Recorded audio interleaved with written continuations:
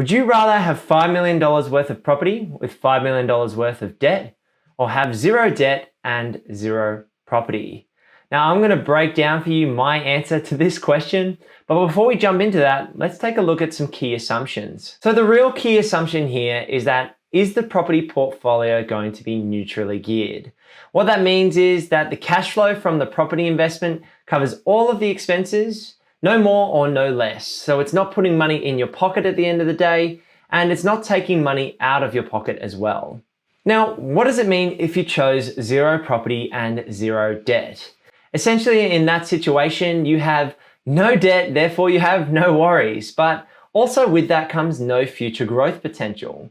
So you might be a more risk-averse person and might want to not carry any investment debt, but that might mean you have to work at a job 40 hours per week and go day in and day out to cover your living expenses, to cover your lifestyle, and to cover any holidays you might want to have as well. So that's not the option for me, and you might have guessed it that I chose to go for $5 million worth of property with $5 million worth of debt in this hypothetical scenario. Now, my best friend and I were joking about this question a few years back, and I had to break down for him exactly why I would choose the $5 million worth of property and $5 million worth of debt. So let me try and explain it to you. There are really three scenarios that could happen if I took on the $5 million property portfolio, rather than choosing to be debt-free. And that is, the property value could increase in any given year, it could decrease, or it could stay exactly the same.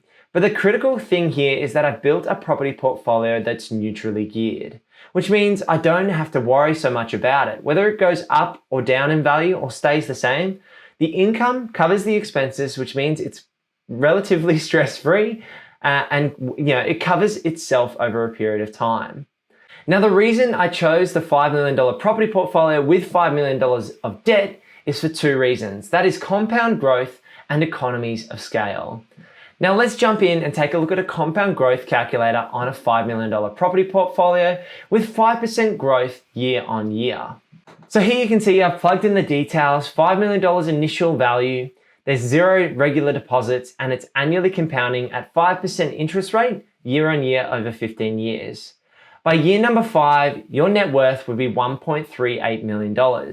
By year 10, your net worth would be 3.1, and by year 15, you will have doubled your money and your net worth will be $5.3 million. Now, why do we talk about having a $5 million property portfolio rather than just a $1 or $2 million property portfolio? The reason is the word I said before, which is economies of scale. And all that simply means is you grow a large enough asset base that you can create compound growth over and over again and essentially live off the passive income. If you only had, say, $100,000 or $1 million worth of assets, you might have to chew into your capital and not just live off the passive income from those assets. Whereas if you're able to grow a property portfolio to around, say, the $5 million mark, the compounding growth is much larger. A 5% uplift in a $5 million property portfolio is $250,000 in 1 year, whereas a $1 million property portfolio would only be $50,000 in the year.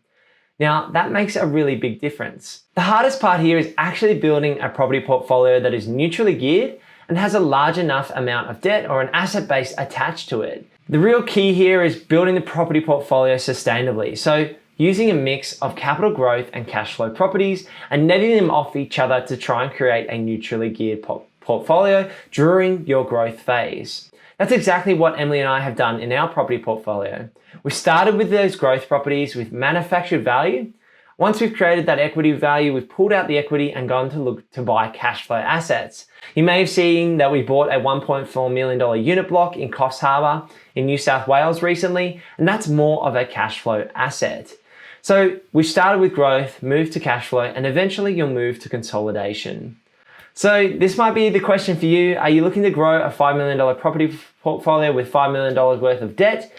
Or would you rather be debt-free? It's up to each person, but for me, I'd rather have the risk and reward there to potentially grow my wealth over a long period of time, because the property market has shown sustained growth year on year over the long term. If you're more of a risk-averse person and you don't want to have debt and you're happy with your day job, maybe being debt-free might be the option for you. If you're interested in looking to find a property in the Brisbane market and you're looking for a Brisbane buyer's agent, I run a buyer's agency called Purpose Property, and we specialize buying properties specifically for investment in the Brisbane market. If you want a free strategy session, head over to purposeproperty.com.au and let's have a chat over there. Also, make sure you like this video and subscribe to the channel. I'll see you in the next one. Peace.